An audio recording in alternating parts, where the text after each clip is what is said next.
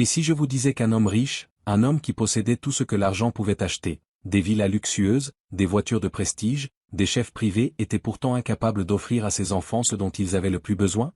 Et si la personne qui réussit là où il avait échoué n'était pas un célèbre médecin ou une nourrice hors de prix, mais une simple femme de ménage venue de la périphérie de Porto? Voici l'incroyable histoire vraie de la façon dont l'attention, la bienveillance et les gestes les plus simples ont redonné la joie à deux enfants en deuil et comment une femme ignorée de tous a transformé une maison entière. Restez avec nous, car le rebondissement final vous laissera sans voix. Et dites-nous de quel pays vous nous regardez, et n'oubliez pas de vous abonner à notre chaîne. Ricardo Almeida n'avait que 46 ans lorsque le destin brisa son monde. Investisseur autodidacte, il avait bâti un vaste empire commercial à Porto, des startups technologiques à Boa Vista, des restaurants gastronomiques à Ribeira, et des projets immobiliers aux quatre coins de la ville.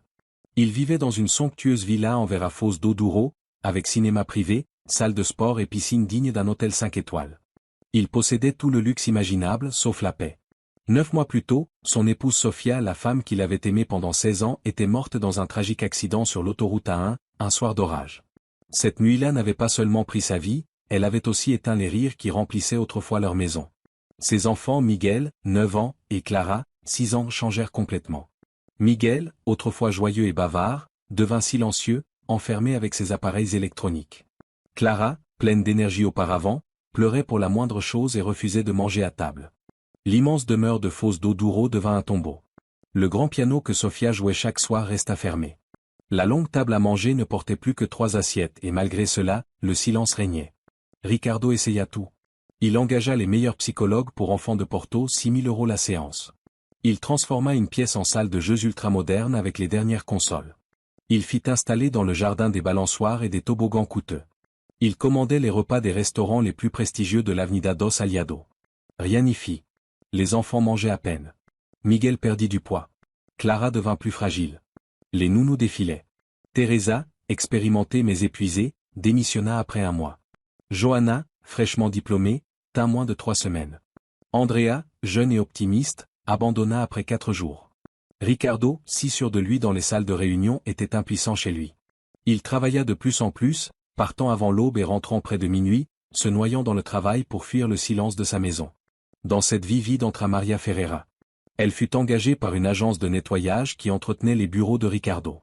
Elle arriva un lundi matin, vêtue d'un simple uniforme gris, les cheveux attachés, des baskets usées et un vieux sac à main.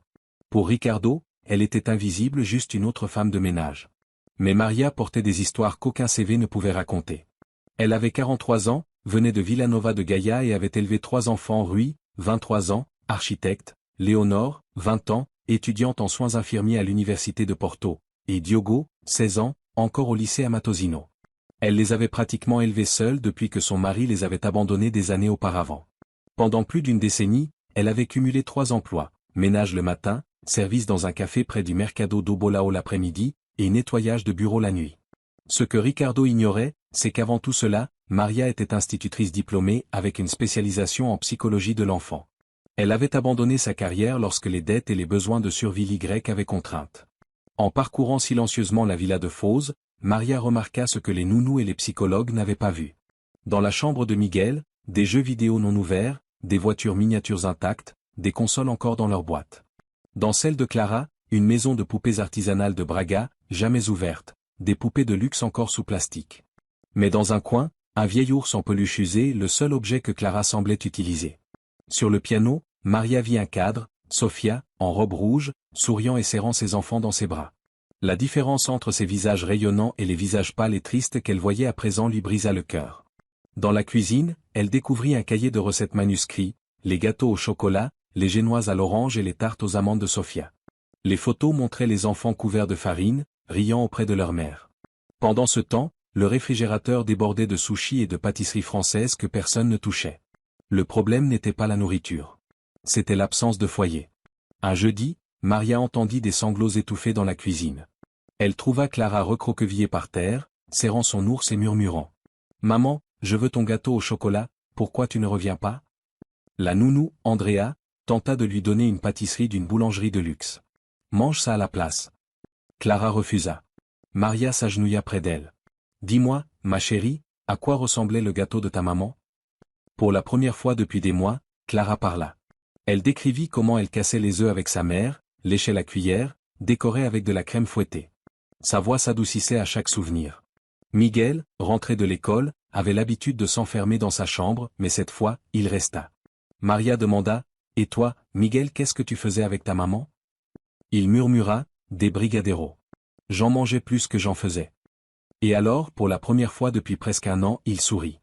Petit, tremblant, mais sincère. Les enfants riaient ensemble pendant que Maria les écoutait se souvenir. Andrea intervint, « Vous ne devriez pas parler à la femme de ménage. » Mais les enfants l'ignorèrent. Pour la première fois, quelqu'un ne cherchait pas à les réparer mais à les comprendre. Le lendemain, Maria revint avec un simple sac de courses, farine, sucre, cacao. Et si on faisait un gâteau ensemble? Ce ne sera pas celui de ta maman, le sien était unique, mais ce sera le nôtre. Cet après-midi-là fut un chaos total.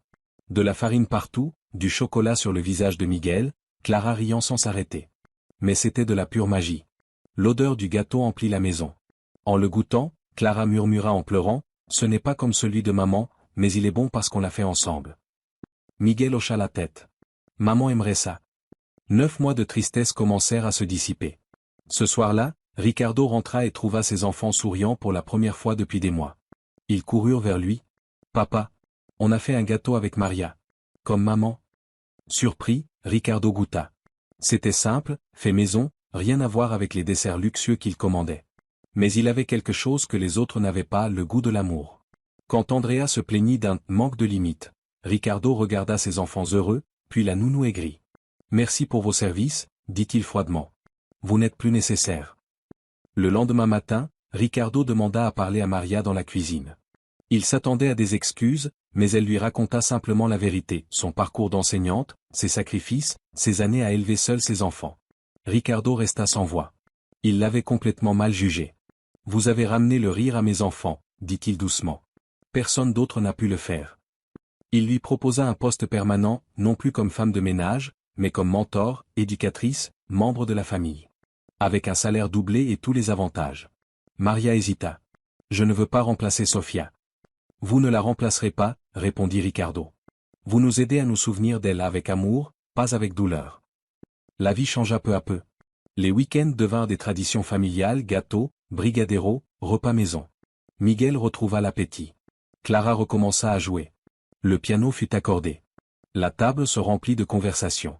Ricardo quittait le bureau plus tôt, préférant aller chercher ses enfants plutôt qu'assister à des réunions tardives. Les enfants de Maria rejoignirent aussi le cercle. Rui guida Miguel dans des projets de construction.